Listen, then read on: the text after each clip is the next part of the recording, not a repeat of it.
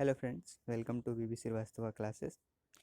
हम आज से है ना डेली करंट अफेयर जो कि एसएससी जीडी और सीएचएसएल के लिए है उसको हम शुरू कर रहे हैं, है ना। इससे पहले की जो भी करंट अफेयर रह गई है हम उसे वीकली करंट अफेयर के माध्यम से लेके आएंगे आपके सामने। तो ये फर्स्ट सीरीज है, सीरीज का फर्स्ट एपिसोड है। आइए शुरू करते हैं वीडियो को, ठीक है। पहला क्वेश्चन है आज का, है ना। आरबीआई ने विनियामक पर्यवेक्षण मतलब रेगुलेटरी सुपरविजन के लिए, आरबीआई जो हमारी सेंट्रल बैंक ऑफ इंडिया है, इसने विनियामक पर्यवेक्षण रेगुलेटरी सुपरविजन के लिए, है ना, 7 कंसल्टेंसी कंपनी को, है ना, चयन किया है। जो जो इस एआई मतलब आर्टिफिशियल इंटेलिजेंस, जो कि आजकल मशीन लर्निंग जो हो रही है ना, आर्टिफिशियल इंटेलिजेंस और मशीन लर्निंग के माध्यम से ये क्या करेगी, बैंकों को रेगुलेट करेगी, उनको सुपरवाइज करेगी। आरबीआई का काम क्या है, बैंकों को सुपरवाइज करना, है ना। आरबीआई जो हमारी सेंट्रल बैंक है, इंडिया की सेंट्रल बैंक, क्वेश्चन कभी कभी पूछ लेता है इंडिया की सेंट्रल बैंक कौन है। इंडिया की सेंट्रल बैंक कौन है, आरबीआई। तो आरबीआई जो है वो बैंकों को रेगुलेट करती है, जितने भी बैंक्स हैं इंडिया में, है ना, क्योंकि सेंट्रल बैंक है ना। जैसे सेंट्रल गवर्नमेंट हमारी क्या करती है, जितने भी स्टेट गवर्नमेंट वो क्या करती है ना। फिर भी उतना तो नहीं, फेडरल हमारा कंट्री है, लेकिन फिर भी, है ना, इंस्ट्रक्शन वगैरह देती है ना, आर्टिकल 365 के तहत। ओके। वैसे ही क्या है, आरबीआई जो हमारी सेंट्रल बैंक है वो क्या करती है, जितनी भी बैंक्स है उनको क्या करती है, रेगुलेट करती है। और इस रेगुलेशन के लिए, है ना, मशीन इतना ज़्यादा फास्ट आगे बढ़ रहा है ना, रोबोटिक्स एंड ऑल सब चीज़ें चल रही है। तो इसलिए आरबीआई ने 7 कंसल्टेंसी कंपनी को चुना है, जो कि एआई और एमएल, है ना, क्या करेगी, प्रोड्यूस करेगी। किसके लिए, आरबीआई के लिए, ठीक है, आर्टिफिशियल इंटेलिजेंस और मशीन लर्निंग, ठीक है, ताकि इसकी मदद से आरबीआई क्या कर सके, जो बैंक्स है उनको सुपरवाइज कर सके। ओके। नेक्स्ट है, तो पहली जी ट्वेंटी की अभी फर्स्ट, है ना, वित्त और केंद्रीय बैंक की प्रतिनिधि की बैठक 13 से 15 दिसंबर 2022 के दौरान बेंगलुरु में हुई है। यह बैठक जिसने भारतीय जी 20 अध्यक्षता के तहत वित्त ट्रेड एजेंडे पर चर्चा की शुरुआत को चिन्हित किया है, वित्त मंत्रालय द्वारा संयुक्त रूप से आयोजित की गई है। ओके। तो जी 20 की पहली, है ना, वित्त और केंद्रीय बैंक की प्रतिनिधि, okay, finance and central bank deputies, है ना, इनकी जो मीटिंग होने वाली है वो कहाँ होने वाली है, 13 से 15 दिसंबर 2022 के बीच में, कहाँ पे, बेंगलुरु में देखने को मिलेगी। और ये ऑर्गेनाइज किसके द्वारा किया कराया जा रहा है, तो वित्त मंत्रालय द्वारा, हमारी जो फाइनेंस मिनिस्टर है, उन फाइनेंस मिनिस्ट्री है, उसके द्वारा ये क्या कराई जा रही है, आयोजित कराई जा रही है। हम जानते हैं कि जी 20 की अभी अध्यक्षता किसके पास है, भारत के पास है। ओके। भारत के पास अभी क्या है, जी 20 की अध्यक्षता है। इसलिए भारत क्या करा रहा है, वित्त और केंद्रीय बैंक की प्रतिनिधि की बैठक कहाँ पे करा रहा है, बेंगलुरु में। ये इंपॉर्टेंट हो जाता है, क्वेश्चन आ सकता है। जी 20 की पहली, और ये पहली है ना, इससे पहले ये नहीं हुआ है ना। पहला वित्त और केंद्रीय बैंक की प्रतिनिधि जी 20 वाली, है ना, वो कहाँ पे हो रही है, बेंगलुरु में हो रही है ना। और ये कराया किसके द्वारा कराया किसके द्वारा जा रहा है, वित्त मंत्रालय के द्वारा कराया जा रहा है। ओके। नेक्स्ट है, प्रधानमंत्री नरेंद्र मोदी ने गोवा में मोपा अंतर्राष्ट्रीय हवाई अड्डे का उद्घाटन किया है, जिसका नाम पूरे मुख्यमंत्री मनोहर पर्रिकर के नाम पर रखा गया है। नई हवाई अड्डा जो राजधानी शहर पणजी से लगभग 35 किलोमीटर दूरी पे है, सालाना 44 लाख यात्रियों को संभाल सकती है। ओके। विस्तार के बाद इसकी क्षमता प्रति वर्ष 3 करोड़ से अधिक यात्रियों तक की बढ़ाई जा सकती है। ओके। अभी प्रधानमंत्री नरेंद्र मोदी ने गोवा में एक मोपा अंतर्राष्ट्रीय हवाई अड्डे का उद्घाटन किया है। ओके। जिसका नाम किसके नाम पर रखा गया है, तो गोवा के पूर्व मुख्यमंत्री थे मनोहर पर्रिकर, जिनका निधन हो गया, है ना। बहुत अच्छे वहाँ के ये मुख्यमंत्री थे, उनके नाम पे गोवा के मोपा अंतर्राष्ट्रीय हवाई अड्डे का नाम रखा गया। ये क्वेश्चन पूछ सकता है कि मोपा अंतर्राष्ट्रीय हवाई अड्डे का उद्घाटन किसने किया, प्रधानमंत्री मोदी ने किया। ओके। और ये किसके नाम पे रखा गया है, तो वहाँ के पूर्व मुख्यमंत्री, है ना, गोवा के पूर्व मुख्यमंत्री मनोहर पर्रिकर के नाम पे रखा गया है। और इसकी जो क्षमता है, ये कहाँ स्थित है, पणजी शहर से लगभग 35 किलोमीटर की दूरी पे है। पणजी है ना, गोवा की क्या है, राजधानी है वहाँ से।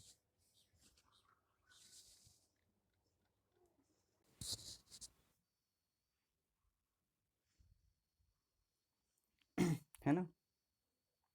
और ये हर साल, है ना, ये कहाँ पे स्थित है, तो पहले तो ये स्थित है 35 किलोमीटर फ्रॉम पणजी, है ना, और ये 44 लाख पैसेंजर्स को एनुअली क्या करेगी, हैंडल करेगी, है ना।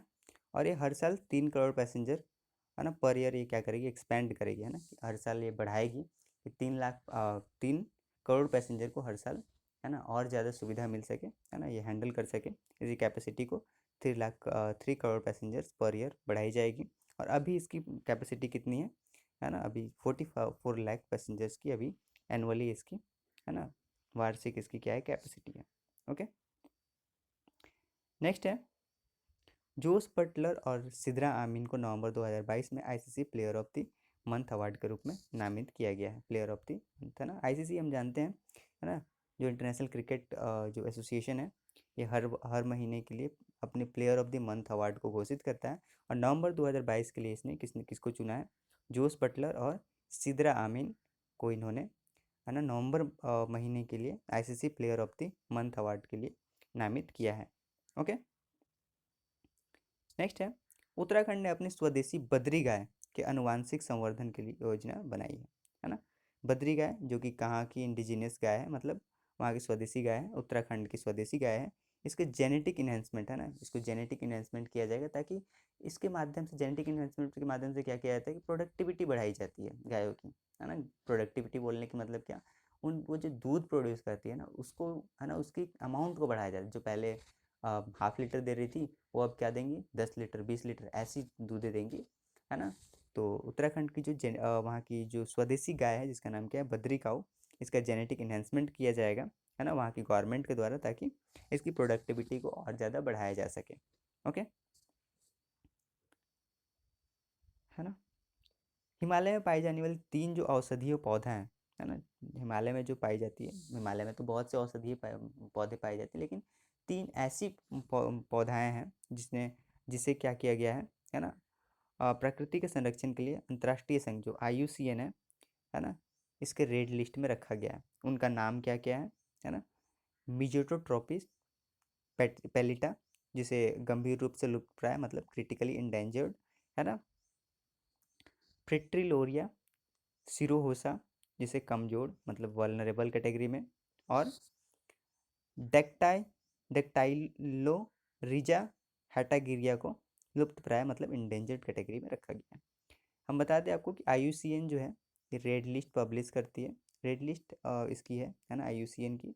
IUCN क्या है जनरली, है ना, इसके नाम से ही पता चलता है, प्रकृति के संरक्षण के लिए अंतर्राष्ट्रीय संघ, है ना। प्रकृति को संरक्षित किया जा सके इसलिए पूरी अंतर्राष्ट्रीय में एक संघ बनाई गई, जिसके नाम क्या है, IUCN है। ठीक है, ये रेड लिस्ट, है ना, बनाई है, जिसमें ऐसे मतलब जंतु या फिर पौधों की प्रजाति को ये रखती है ना, जिसे स्पेशल अटेंशन मतलब बहुत ज़्यादा उसको, है ना, केयर की ज़रूरत है, क्योंकि अब वो क्या होने वाली, विलुप्त हो जाएगी, है ना। हम जानते हैं कि हमारे प्रकृति में पाए जाने वाले एक एक छोटे छोटे कीट का भी, है ना, हमारे इकोलॉजी में कितना अच्छा कितना ज़्यादा कंट्रीब्यूशन है। तो है ना, अगर एक भी इधर उधर हो जाए तो क्या हो जाए, हमारा इकोलॉजी क्या हो जाएगा, डिसबैलेंस हो जाएगा, है ना। इसलिए सारे जितने भी जीव जंतु हैं इनका संरक्षण करना हमारा क्या है, दायित्व है ना। और इसलिए, है ना, IUCN ने एक रेड लिस्ट रखा है, जिसमें, है ना, विलुप्त हो रहे हैं, है ना, जो खत्म हो रहे प्रजातियों को इसमें डाल देता है, ताकि जिस जिस कंट्री में वो प्रजाति पाए जाते हैं उसको उसकी संरक्षण वो कंट्री, है ना, ले सके, कोई प्रोग्राम ला सके, स्कीम ला सके। जैसे हमारे यहाँ बहुत सी स्कीम है ना, प्रोजेक्ट वल्चर है, प्रोजेक्ट एलिफेंट है, प्रोजेक्ट टाइगर है ना। तो वैसे ही, है ना, अलग अलग कंट्री जो है जिसमें वो जीव पाए जाते हैं, जिसे IUCN ने रेड लिस्ट में रखा है ना, वो कंट्री क्या सके, स्टेप उठा सके, ताकि उसका क्या कर किया जा सके, उन उन प्रजातियों का संरक्षण किया जा सके। ओके, तो अभी हिमालय में पाए जाने वाले 3 मेडिसिनल प्लांट है ना, जो औषधीय पौधे हैं, जिन्हें IUCN ने अपने रेड लिस्ट में डाला है ना, जिसका नाम क्या है, मेजिटोट्रोपिस पैलेटा, जो कि गंभीर रूप से लुप्तप्राय है ना, फ्रिट्रिलोरिया सिरोहोसा, जिसे कमजोर, है ना, और टैक्टाइलोरिजा हेटागिरिया, इसे लुप्तप्राय कैटेगरी में रखा गया है। Kathmandu international mountain film festival का 20वां संस्करण काठमांडू नेपाल में शुरू हुआ। इसे इस वर्ष त्यौहार 8 से 12 दिसंबर 2022 तक आयोजित किया गया, है ना। तो Kathmandu international mountain film festival है ना, इसका 20वां संस्करण कहाँ पे आयोजित किया गया? काठमांडू नेपाल में 8 से 12 दिसंबर 2022 के बीच में इसे आयोजित किया गया। ओके। भारत सेना ने ऐसे स्टेटमेंट दिया है कि भारत और चीन के बीच के सैनिकों के बीच में 9 दिसंबर को जो अरुणाचल प्रदेश के तवांग सेक्टर में जो झड़प हुई थी, उसमें दोनों पक्ष को कुछ कर्मियों को मामूली चोट आई है। ओके। जो अभी है ना, तवांग सेक्टर जो कि अरुणाचल प्रदेश में है ना, 9 दिसंबर को वहाँ पे भारत और चीन के सैनिकों के बीच में छोटी बहुत है ना झड़प हो गई थी, है ना। तो इसमें क्या हुआ है, दोनों पक्षों के कुछ कर्मियों को मामूली चोट आई है। ठीक है। जो भारत और चीन को जो है ना बॉर्डर डिवाइड करती है, उसे हम किस नाम से जानते हैं? है ना, लाइन ऑफ एक्चुअल कंट्रोल, है ना, या फिर इसे हम मैक-मोहन लाइन के नाम से भी जानते हैं। ठीक है, क्वेश्चन में बहुत इंपॉर्टेंट है कि जो भारत और चीन के बीच में जो रेखा है, बहुत बार क्वेश्चन पूछ लेता है एसएससी में, है ना। भारत और चीन के बीच की जो रेखा है, बाउंड्री लाइन है, उसे किस नाम से जाना जाता है? तो मैक-मोहन लाइन या फिर लाइन ऑफ एक्चुअल कंट्रोल के नाम से जाना जाता है, जो कि जम्मू और कश्मीर से शुरू होकर कहाँ पे ख़त्म होता है? अरुणाचल प्रदेश में ख़त्म होता है। ओके।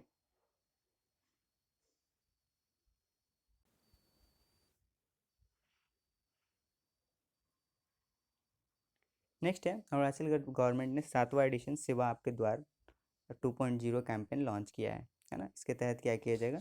जितनी भी स्टेट गवर्नमेंट या फिर सेंट्रल गवर्नमेंट की स्कीम्स हैं, वो अरुणाचल गवर्नमेंट, जो अरुणाचल प्रदेश की जो गवर्नमेंट है, वो सिटीजन्स के होम डोर स्टॉप पे पहुंचाएगी। ना कि यहाँ पे क्या, पहले क्या होता था, सिटीजन्स को जाना पड़ता था गवर्नमेंट के पास वो स्कीम्स की सुविधा लेने के लिए। अब डायरेक्टली गवर्नमेंट क्या करेगी, उस सुविधाओं को है ना सिटीजन्स के डोर स्टेप तक पहुँचाएगी। तो ये अरुणाचल प्रदेश की गवर्नमेंट ने ये सेवा आपके द्वार का 7th एडिशन लॉन्च किया है। ओके। इसके तहत जितने भी सेंट्रल गवर्नमेंट या फिर स्टेट गवर्नमेंट की जो सेवाएं होंगी, वो है ना सिटीजन्स तक, उनके डोर स्टेप तक पहुंचाई जाएगी। ओके। प्रसिद्ध मराठी लावनी गायिका जो थी सुलोचना चौहान, ओके, जिसे लावनी समरदनी, लवनी की रानी के रूप से जाना जाता था, उनका 92 वर्ष की उम्र में निधन हो गया है। ठीक है। ऐसा क्वेश्चन आ सकता है यहाँ पे, लवनी जो गाना है, ये सॉन्ग है, ये किस राज्य की है? तो ये महाराष्ट्र की है ना, महाराष्ट्र की, है ना, लोक गीत है ये, है ना, लवनी। और इसकी रानी, लवनी की रानी, है ना, या फिर लवनी समरदनी के नाम से किसे जाना जाता था? तो सुलोचना चौहान को जाना जाता था इस नाम से। ओके। इनका अभी हाल ही में निधन हो गया है 92 वर्ष की आयु में। ओके। इन्हें पद्मश्री अवार्ड से भी सम्मानित किया गया था, पद्मश्री, है ना, अवार्ड से भी सम्मानित किया गया था। और इनका निधन कहाँ पे हुआ है? मुंबई में हुआ है। ओके। अंतरिक्ष स्टेशन में अपने 6 अंतरिक्ष यात्रियों को इकट्ठा करने वाला चीन पहला देश बना है ना। चीन ऐसा पहला देश बन गया है जो अंतरिक्ष जो स्टेशन है, वहाँ पे अपना 6 अंतरिक्ष यात्रियों को इसने भेजा है इकट्ठे, है ना। इससे पहले कोई भी कंट्री 6 अंतरिक्ष यात्री को इकट्ठे स्पेस स्टेशन पे नहीं भेजा है ना। तो चाइना ऐसा पहला कंट्री है जो इकट्ठे, है ना, अंतरिक्ष स्टेशन पे अंतरिक्ष यात्रियों को भेजने वाला पहला कंट्री बन गया है। ओके। 5 दिसंबर 2022 को लिब्सन, पुर्तगाल की राजधानी जो लिब्सन है, वहाँ पे 5 दिसंबर 2022 को, है ना, विश्व मधुमेह कांग्रेस 2022 का उद्घाटन किया गया। किसके द्वारा इसका उद्घाटन किया गया? अंतर्राष्ट्रीय मधुमेह महासंघ। मधुमेह क्या है? डायबिटीज़। आजकल जो डायबिटीज़ की समस्या बढ़ रही है, हर एक इंसान को डायबिटीज़ हो रही है ना। तो इससे कैसे रोकथाम किया जा सके, इसलिए, है ना, हर वर्ष विश्व मधुमेह कांग्रेस आयोजित किया जाता है ना। और ये आयोजन कौन करता है? अंतर्राष्ट्रीय मधुमेह महासंघ के द्वारा इसका आयोजन किया जाता है ना। इस वर्ष भी ये हुआ, कहाँ पे हुआ ये? लिब्सन, पुर्तगाल में हुआ। ओके। और इस वर्ष लिब्सन, पुर्तगाल में बांग्लादेश के जो पीएम है शेख हसीना, उनको मधुमेह के लिए वैश्विक राजदूत, है ना, इंटरनेशनल एम्बेसडर नियुक्त किया गया है। इंटरनेशनल एम्बेसडर, है ना, और मधुमेह के लिए, है ना, किसे आयोजित किया गया, किसे अपॉइंट किया गया, तो बांग्लादेश के जो पीएम है शेख हसीना, उनको, है ना, इसके लिए वैश्विक राजदूत अपॉइंट किया गया है। ओके। स्पेस एक्स जो कि है ना, स्पेस एक्स जो कि क्या है, यूएस की एक कमर्शियल है ना स्पेस एजेंसी है ना। ये एक स्कीम लॉन्च की है जिसके तहत जो सिविलियंस है उनको क्या करेगी ये, चंद्रमा का यात्रा कराएगी। ठीक है। तो इसमें है ना, जो एक जापान के अरबपति हैं और ऑनलाइन फैशन रिटेलर जोजो के संस्थापक और सीईओ यासाकु मेजवा और देव जोशी के साथ 8 अन्य लोगों को ये इस फ्लाइट में लेके, है ना, और मून का ये क्या कराएगा, अ, है ना, मतलब है ना, चांद की क्या कराएगा, भ्रमण कराएगा। ठीक है। स्पेस एक्स जो गोवा के पर्यटन विभाग है ना, उसने एयर नाव के साथ एक समझौता किया है ताकि दोनों मिलके जो यहाँ के टूरिस्ट जो भी टूरिस्ट आते हैं गोवा में, उनको यूनिक डेस्टिनेशन की यात्रा कराई जा सके, है ना। इसके लिए पर्यटन विभाग जो गोवा है उसने एयर नाव के साथ क्या किया है, समझौता ज्ञापन पर हस्ताक्षर किया है। ओके। नेक्स्ट है जो कि भारतीय स्पेस एजेंसी है, भारतीय अंतरिक्ष अनुसंधान संगठन इसरो, है ना। इसरो इसने, है ना, स्पेस टेक इनोवेशन नेटवर्क पे काम करने के लिए किसके साथ हस्ताक्षर किया है, तो अल्फ़ा के साथ, है ना, जिस प्लेटफॉर्म है venture development platform social alpha के साथ इसने क्या किया है, समझौता ज्ञापन पर हस्ताक्षर किया है ताकि दोनों मिल सके स्पेस टेक इनोवेशन नेटवर्क पे काम कर सके, लॉन्च कर सके। ठीक है। हर साल 12 दिसंबर को यूनिवर्सल हेल्थ कवरेज डे मनाया जाता है। यूनिवर्सल हेल्थ कवरेज डे मतलब सभी को स्वास्थ्य मुहैया कराना, है ना। ये किसकी जिम्मेदारी है, सरकार की जिम्मेदारी है। और इसको याद दिलाने के लिए हर वर्ष 12 दिसंबर को यूनिवर्सल हेल्थ कवरेज डे मनाया जाता है कि सभी को स्वास्थ्य मुहैया कराई जाए, जितनी ईज तरीके से हो सके उतनी ईज तरीके से, मतलब है ना, सुगमता से कराई जाए। ठीक है। इसलिए हर वर्ष 12 दिसंबर को यूनिवर्सल हेल्थ कवरेज डे मनाई जाती है। ठीक है ना। और ये इस वर्ष कहाँ मनाई गई, वाराणसी में मनाई गई। ओके। वाराणसी कहाँ पे है, इंडिया में। ओके। हुरन ग्लोबल 2022 एक कंपनियों की रिपोर्ट एक लिस्ट जारी की गई है। इसमें 500 टॉप 500 कंपनीज है और इसमें 20 कंपनियां कहाँ से हैं, भारत से हैं, और भारत, है ना, 5th नंबर पे है ना। कैटेगरीज के लिस्ट में भारत 5th नंबर पे और भारत की 20 कंपनीज इस लिस्ट में शामिल हैं। ठीक है। रिलायंस इंडिया कंपनी जो RIL है ये टॉप पे है भारत से। ओके। अंडर द साल ट्री एक थिएटर फेस्टिवल है जिसका 13वां संस्करण 15 दिसंबर से, है ना, 18 दिसंबर तक, है ना, निचले असम के गोलपारा जिले के रामपुर में बुडुंग दुप्पा कला केंद्र में शुरू किया गया। ठीक है। अंडर द साल ट्री, है ना, अंडर द साल ट्री, है ना, थिएटर फेस्टिवल है जिसका 13वां संस्करण, है ना, 15 से 18 दिसंबर के बीच में, है ना, निचले असम के गोलपारा जिले के रामपुर में बडुंग डुप्पा कला केंद्र में इसका आयोजन किया गया। ओके। है ना। गोवा विकलांग व्यक्तियों के पहले उत्सव की मेजबानी 6 से 8 जनवरी 2023 के बीच में पणजी में करेगा। ठीक है। तो विकलांग व्यक्तियों के लिए पहला उत्सव, है ना, फर्स्ट टाइम ये विकलांग व्यक्तियों के लिए उत्सव मनाया जा रहा है। इसकी मेजबानी कौन कर रहा है, गोवा। और ये आयोजित गोवा इसकी मेजबानी कहाँ पे करेगा, अपनी कैपिटल सिटी पणजी में 6 से 8 जनवरी 2023 के बीच में करेगा। ओके।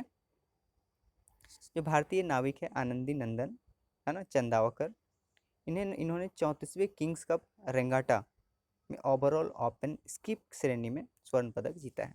ठीक है। जो भारत के नाविक हैं, सेलर हैं, आनंदी नंदन चंदावकर, है ना, इन्होंने 34वें जो किंग्स कप रेंगाटा था इसमें स्वर्ण पदक जीता है। किस कैटेगरी में, तो ओवरऑल ओपन स्कीप कैटेगरी में, है ना, इन्होंने स्वर्ण पदक जीता है। Okay. Ayushman Bharat health account ID creation, है ना, इस कैटेगरी में जम्मू एंड कश्मीर को फर्स्ट प्राइज से सम्मानित किया गया है। ऐसा क्वेश्चन आ सकता है, इस किस स्टेट को Ayushman Bharat health account ID creation generation में, है ना, कैटेगरी में फर्स्ट प्राइज दिया गया है, तो जम्मू एंड कश्मीर को। ठीक है। जम्मू एंड कश्मीर को। ओके। नेक्स्ट है, भारत के प्रधानमंत्री ने आज़ादी के अमृत महोत्सव के तत्वाधीन में पुडुचेरी में श्री अरबिंदो की 150वीं जयंती के उपलक्ष्य में आयोजित एक कार्यक्रम में भाग लिया। ओके, तो अरविंदो घोष, सबसे पहले अरविंदो घोष के बारे में जानना जरूरी है। ये क्या थे? हीरो थे किसके? स्वदेशी मूवमेंट, जो हमारी इंडिया में आज़ादी की जो लड़ाई की है ना आह्वान हुई थी स्वदेशी मूवमेंट के साथ, है ना, जो कि 1905 में हुआ था, है ना, उसके ये हीरो थे, ठीक है, उसके ये लीडर थे, ठीक है। और है ना, ये मूवमेंट ख़त्म होने के बाद इन्होंने राजनीति जीवन से संन्यास ले लिया था और ये पुडुचेरी चले गए थे और वहाँ पे इन्होंने आश्रम की स्थापना की थी, ठीक है। और इनके 150th बर्थ एनिवर्सरी सेलिब्रेट किया गया पुडुचेरी में, और इसमें शिरकत करने इंडिया के प्राइम मिनिस्टर जो हमारे नरेंद्र मोदी वो पहुँचे थे। ओके, हिंदुस्तान यूनिलीवर ने D2C ब्रांड ओजीवा और वेलबिंग्स न्यूट्रिशन का अधिग्रहण किया है, ठीक है। जो हिंदुस्तान यूनिलीवर है, इसने एक कंपनी ओजीवा और वेलबिंग न्यूट्रिशन, जो कि न्यूट्रिशन वाली कंपनी है ना, प्रोडक्ट्स बनाती है न्यूट्रिशन वाली, है ना, उसका अधिग्रहण कर लिया है, मतलब खरीद लिया है। ओके, नेक्स्ट है इलेक्ट्रॉनिक्स और सूचना प्रौद्योगिकी और कौशल विकास के और उद्यमिता राज्य मंत्री श्री राजीव चंद्रशेखर ने 13 से 15 दिसंबर 2022 को दुबई में इंडिया ग्लोबल फोरम में भाग लिया, ठीक है। सबसे पहली बात, इंडिया ग्लोबल फोरम हुआ कहाँ? तो ये दुबई में हुआ, ठीक है। और इसमें भारत से किसने शिरकत किया? तो है ना, मिनिस्टर ऑफ स्टेट जो है इलेक्ट्रॉनिक्स और सूचना प्रौद्योगिकी और कौशल विकास और उद्यमिता मंत्री श्री राजीव चंद्रशेखर। ओके, इसके मिनिस्ट्री ऑफ स्टेट है ना। कैबिनेट मिनिस्टर कौन है? Ministry of electronics and information technology का अश्विनी वैष्णव है। और मिनिस्टर ऑफ स्टेट कौन है? राजीव चंद्रशेखर है। इन्होंने दुबई में आयोजित इंडिया ग्लोबल फोरम में हिस्सा लिया। ओके,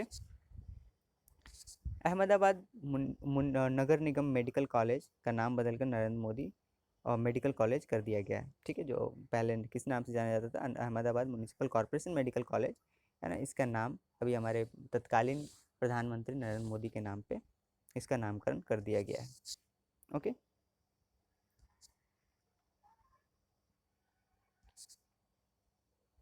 बॉम्बे हाई कोर्ट के मुख्य न्यायाधीश जस्टिस दीपांकर को सुप्रीम कोर्ट के नया जज नियुक्त किया गया है, ठीक है। तो बॉम्बे हाई कोर्ट के जो नए बॉम्बे हाई कोर्ट के मुख्य न्यायाधीश थे, चीफ जस्टिस थे, है ना, बॉम्बे हाई कोर्ट के, इनका नाम क्या था?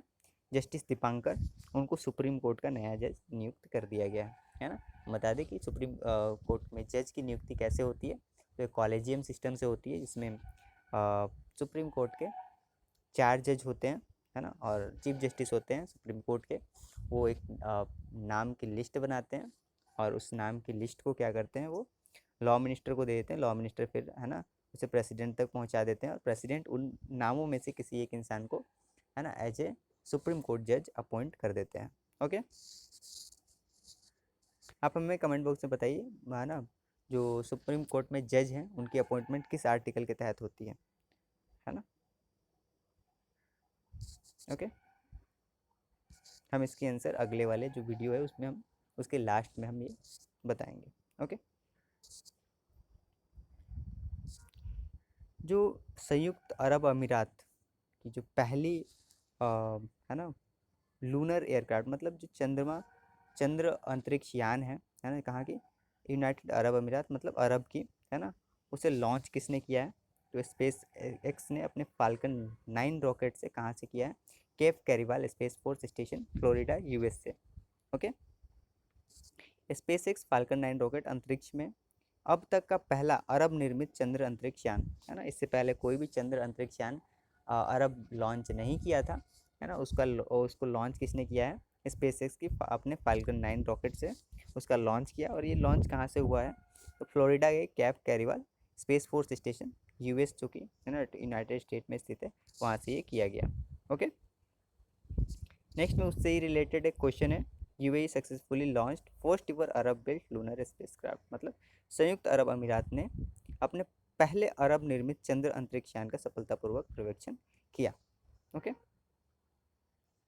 किसके माध्यम से किया? तो ये स्पेस एक्स के फाल्कन 9 रॉकेट के माध्यम से। और कहाँ से किया है? फ्लोरिडा के, है ना, cap Canaveral space force station के माध्यम से इसने लॉन्च किया है। ओके, हरित क्रांति और नवीकरणीय ऊर्जा के उपयोग को प्रोत्साहित करने के लिए कार्बन ट्रेडिंग को बढ़ावा देने के लिए राज्यसभा में ने ऊर्जा संरक्षण विधेयक 2022 पारित किया है। ठीक है, राज्यसभा ने, अब हम जानते हैं कि हमारी जो है ना जो ये फॉसिल फ्यूल है लिमिटेड है ना, कुछ ही साल तक चल सकती है। और दूसरी बात है कि फॉसिल फ्यूल के यूज से हमारा क्या हो रहा है, क्लाइमेट चेंज हो रहा है, मतलब ग्लोबल वार्मिंग हो रही है। ठीक है, तो अभी जितने भी कंट्री है ग्लोबल वार्मिंग है ना हमारा जूझ रहे हैं इसके लिए बहुत से कंट्री, हमें तो पता नहीं चलता, लेकिन जो आइलैंड वाली कंट्री है उनको इसके बारे में पता चलता है, क्योंकि ग्लोबल वार्मिंग से क्या होती है, मेल्ट होती है आइस, है ना, पोलर रीजन पूरी क्या है आइस से ढकी हुई, और वो मेल्ट होती है, और मेल्ट होने से क्या होता है, जो सी लेवल होता है वो उठता है। तो वैसे लोग जो समुद्र किनारे या फिर आइलैंड नेशन पर रहते हैं उनको क्या देखने को मिलता है, इसका बहुत ज़्यादा नुकसान देखने को मिलता है। ठीक है, बहुत ज़्यादा क्षति पहुंचती है उन्हें, है ना, और बहुत की तो है ना पूरी ये उजड़ जाती है ना। इसके संरक्षण के लिए है ना हम क्या कर सके, ग्रीन एनर्जी है ना, ग्रीन हाइड्रोजन, और जो रिन्यूएबल एनर्जी है, नवीकरणीय ऊर्जा है, इसको है ना यूज करें, है ना, और है ना इसको प्रोत्साहित करने के लिए राज्यसभा ने ऊर्जा संरक्षण संशोधन विधेयक 2022 पारित किया है। इसके माध्यम से है ना इंडिया में ये प्रोत्साहित किया जाए कि लोग क्या यूज करें, हाइड्रोजन, हरित हाइड्रोजन और नवीकरणीय ऊर्जा का उपयोग करें, ना कि फॉसिल फ्यूल का। ओके, देखिए संस्कृति मंत्रालय ने देश भर में कला, संस्कृति और शिल्प के संरक्षण के लिए 7 क्षेत्रीय सांस्कृतिक केंद्र स्थापित किए हैं। ठीक है, जो कल्चरल मिनिस्ट्री है इसने 7 जोनल सेंटर का है ना स्थापना किया है ना। इसके माध्यम से क्या किया जा सके, हमारे विलुप्त हो रही आर्ट जो कि हमारे है ना कला है, संस्कृति या फिर शिल्प है, उसको हम क्या कर सकें, मतलब प्रोटेक्ट कर सकें। जनरली मशीन, आजकल मशीन वाले युग में हर काम आज मशीन हो से हो रहे हैं, तुरंत ही हो जाते हैं। वहाँ पे जो हाथ से बनी हुई हमारी आर्ट क्राफ्ट होती है, या फिर हमारी आर्ट हो गई, या फिर हमारी जो कल्चर हो गई, उसको भुलाया जा रहा है जी। जैसे जैसे हम मॉडर्न हो रहे हैं वैसे वैसे हम ये छोड़ रहे हैं। ठीक है, अगर हम ऐसा कर देंगे तो हमारी क्या होगी, जो मूल जो हमारा आर्ट कल्चर या फिर क्राफ्ट है वो ख़त्म हो जाएगा, है ना। तो इसको संरक्षित करना हमारा क्या है, दायित्व है। इसलिए कल्चरल मिनिस्ट्री ने 7 जोनल कल्चरल सेंटर की स्थापना की है। इसके माध्यम से क्या किया जाएगा, इसको प्रोटेक्ट किया जाएगा, है ना। मन्नू भाकर ने राष्ट्रीय निशानेबाजी चैंपियनशिप में 10 मीटर पिस्टल जूनियर महिला स्पर्धा में स्वर्ण पदक जीता है। जो अभी नेशनल शूटिंग चैंपियनशिप हुआ, इसमें है ना 10 metre pistol junior women's event में जो हमारी मनु भाकर है उन्होंने गोल्ड मेडल जीता है, स्वर्ण पदक जीता है। ओके, दिग्गज पीटी उषा भारतीय ओलंपिक संघ की पहली महिला अध्यक्ष चुनी गई है। इससे पहले है ना भारतीय ओलंपिक संघ में किसी महिला को अध्यक्ष के रूप में नहीं चुना गया था। पहली है हमारी पीटी उषा, जिन्हें है ना भारतीय ओलंपिक संघ का पहला महिला अध्यक्ष चुना गया है। ओके, न्यूजीलैंड ने भविष्य की पीढ़ी के लिए धूम्रपान पर प्रतिबंध लगाने के लिए दुनिया का पहला कानून पारित किया है ना। कौन सा ऐसा कंट्री, ऐसा क्वेश्चन आ सकता है जिसने लॉ बनाया, फर्स्ट टाइम लॉ बनाया, वर्ल्ड में फर्स्ट है जिसने लॉ बनाया, और इस लॉ के माध्यम से इसने स्मोकिंग को बैन कर दिया है, ताकि फ्यूचर जनरेशन को ये है ना बुरी आदत ना लग सके, है ना। तो ये न्यूजीलैंड है। न्यूजीलैंड जो दुनिया का पहला ऐसा कंट्री है जो अपने फ्यूचर जनरेशन की है ना को बचाने के लिए इसने स्मोकिंग पे बैन लगा दिया है। ओके, लॉ के माध्यम से, प्रॉपर लॉ के माध्यम से लगाया, ऐसे नहीं एग्जीक्यूटिव रेजोल्यूशन से नहीं, लॉ बना के इस पर क्या लगाया है, बैन लगाया है। ओके, भारत शटलर मनीषा रामदास ने वर्ष 2022 BWF महिला पैरा बैडमिंटन खिलाड़ी का पुरस्कार जीता है। मनीषा जो रामदास है, जो भारतीय हैं, इन्होंने BWF female para badminton player of the year 2022 का अवार्ड जीता है। ओके, पद्मश्री अवार्डी मनोहर देवदास है ना, renowned artist and author of Tamil Nadu passed away, है ना। क्वेश्चन ऐसे देखने को मिल सकता है कि जो मनोहर देवदास हैं ये किसके लिए प्रसिद्ध हैं, तो ये कलाकार हैं और तमिलनाडु के एक लेखक हैं जिनका भी हाल ही में निधन हो गया है। ओके, और इसे इन्हें पद्मश्री पुरस्कार से भी सम्मानित किया गया था। ओके, नेक्स्ट है विश्व नंबर 3 सुकांत कदम ने लीमा में पेरू पैरा बैडमिंटन अंतर्राष्ट्रीय चैंपियनशिप में स्वर्ण पदक जीता है। जो सुकांत कदम है, इन्होंने पेरू में जो हो रहे पैरा बैडमिंटन इंटरनेशनल चैंपियनशिप में गोल्ड मेडल जीता है। पेरू एक साउथ इंडियन कंट्री है, सॉरी साउथ अमेरिकन कंट्री है। ओके, यहाँ पे अभी क्या हो रहा था, पैरा बैडमिंटन इंटरनेशनल चैम्पियनशिप हो रहा था, है ना। पेरू में भी, कहाँ पे, लिमा में। ओके, यहाँ पे हमारे जो वर्ल्ड नंबर 3 सुकांत कदम है, इन्होंने गोल्ड मेडल जीता है पैरा बैडमिंटन में। ओके, जापान की एक स्पेस स्टार्टअप है। ओके, जापानी अंतरिक्ष स्टार्टअप है जिसका नाम क्या है, आई स्पेस। ओके, आई स्पेस। उन्होंने इसने क्या किया है, एक है ना, वर्ल्ड की पहली कमर्शियल मून जिसका नाम क्या है, हुकातो आर, उसको लॉन्च किया है। ठीक है, ये किसने किया है, जापानी अंतरिक्ष स्टार्टअप जिसका नाम क्या है, आई स्पेस। ओके, ये दुनिया का पहला ऐसा स्टार्टअप है, या फिर ऐसा बोल सके हम कि कंपनी है, प्राइवेट कंपनी है, जिसने वाणिज्यिक चंद्रमा लैंडर को लॉन्च किया, जिसका नाम क्या है, Hukato R. Okay, Jamnalal Bajaj foundation पुरस्कार, जिसकी स्थापना 1977 में हुई थी, है ना, वो हर वर्ष क्या करता है, 4 अलग अलग श्रेणियों में पुरस्कार देता है ना। उसने इस वर्ष अपने विजेताओं की सूची जारी कर दी है। ओके,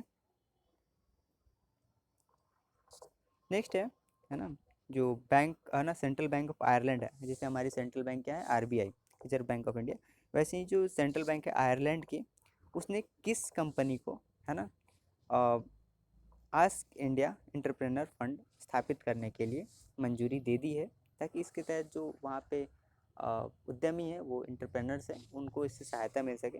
तो ASK capital management PET limited को इसने ये मंजूरी दे दी है ना। किसने, सेंट्रल बैंक ऑफ आयरलैंड ने मंजूरी दे दी है कि वो क्या कर सकेगा, है ना,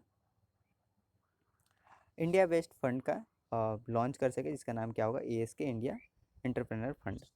ओके, रेलवे मिनिस्टर जो है अश्विनी वैष्णव, अभी हमारे रेल मंत्री कौन है, अश्विनी वैष्णव, इन्होंने उत्तर प्रदेश तमिलनाडु को जोड़ने के लिए एक नई ट्रेन की घोषणा की, इसका नाम क्या होगा, काशी तमिल संगम होगा। ठीक है, और इन्होंने इसके साथ ये भी बोला है कि जो वाराणसी को वर्ल्ड क्लास स्टेशन बनाया जाएगा, और इसके लिए वाराणसी स्टेशन पे 7,000 करोड़ रुपये का खर्च किया जाएगा। ओके, तो ये किसने इसकी घोषणा की है, तो रेल मंत्री अश्विनी वैष्णव ने। और जो तमिलनाडु और काशी के बीच में ट्रेन चलाई जाएगी उत्तर प्रदेश और तमिलनाडु को जोड़ने के लिए, उसका नाम क्या होगा, काशी तमिल संगम, तमिल संगम। ओके, नेक्स्ट है, भारत के सबसे बड़े बिजनेस जेट टर्मिनल का उद्घाटन केरल में हुआ। ठीक है, जेट टर्मिनल, सबसे बड़ी जेट टर्मिनल, जिसे कोचिन है ना, जेट टर्मिनल के नाम से जाना जाता है। ठीक है, इसकी उद्घाटन कहाँ पे हुई है हमारी, है ना, केरल में, और केरल के मुख्यमंत्री ने इसका उद्घाटन किया, जिनका नाम क्या है, पिनाराई विजयन, है ना। पिनाराई विजयन क्या है, सीएम है कहाँ के, केरला के। ठीक है, इन्होंने दुनिया के सबसे बड़े बिजनेस जेट टर्मिनल जो कौन सा है, कोचिन इंटरनेशनल एयरपोर्ट लिमिटेड है, उसका इन्होंने क्या किया, उद्घाटन किया। ओके, सेनु अग्रवाल को अशोक लेलन के नए एमडी और सीईओ नियुक्त किया गया है। ठीक है, सेनु अग्रवाल को, है ना, अशोक लेलन जो कि एक व्हीकल मैन्युफैक्चरिंग कंपनी है, उसका सीईओ और एमडी नियुक्त किया गया है। Okay, yes bank turtle fine ने एक online insurance service platform launch किया, इसका नाम क्या है, ईजीएन श्योर, ईजीएन श्योर। ओके, ये किसके द्वारा लॉन्च किया गया है, यस बैंक जो कि हमारी एक प्राइवेट बैंक है, और टर्टल फाइन के द्वारा, है ना, टर्टल फाइन के द्वारा ये लॉन्च किया गया। इसके माध्यम से क्या है कि आप ऑनलाइन इस पोर्टल पे जाके इंश्योरेंस खरीद सकते हैं अपने लिए। ठीक है, इसका नाम क्या है, easy and sure. Okay, spice money ने एक्सिस बैंक के साथ हाथ मिलाया है, ताकि ग्रामीण क्षेत्रों में क्या किया जा सके, फाइनेंशियल इंक्लूजन किया जा सके, है ना।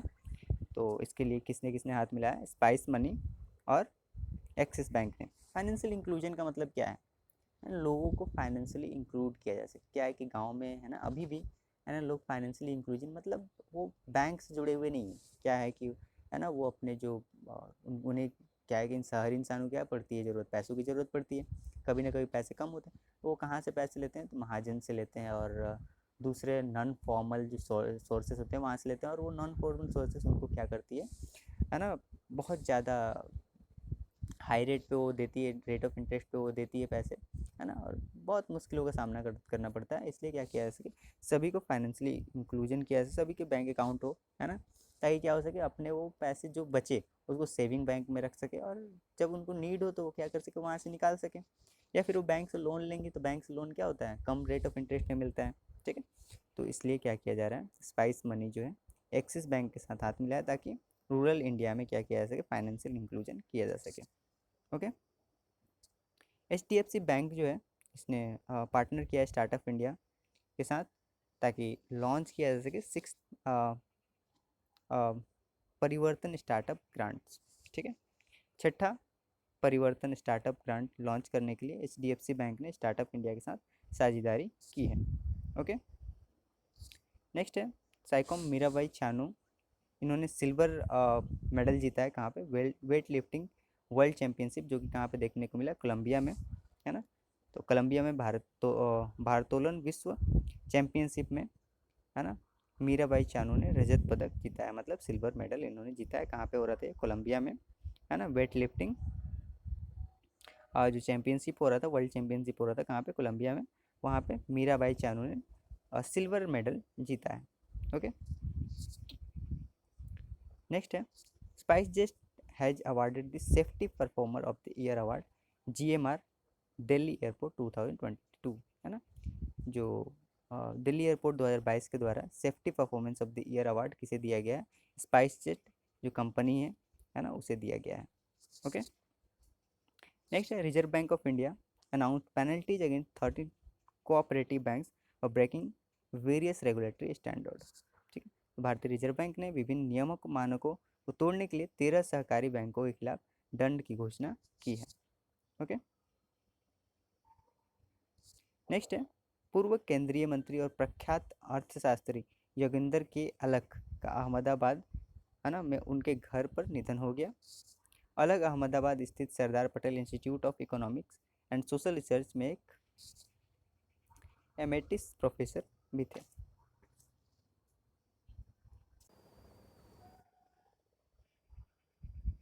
ओके, तो ऐसा क्वेश्चन आ सकता है कि योगिंदर के अलग किससे रिलेटेड है, तो ये पूर्व केंद्रीय मंत्री थे और प्रख्यात अर्थशास्त्री थे, है ना, इनका निधन हो गया है कहाँ पे, इनके घर में, अहमदाबाद में, इनके अपने कहीं घर पे हुआ।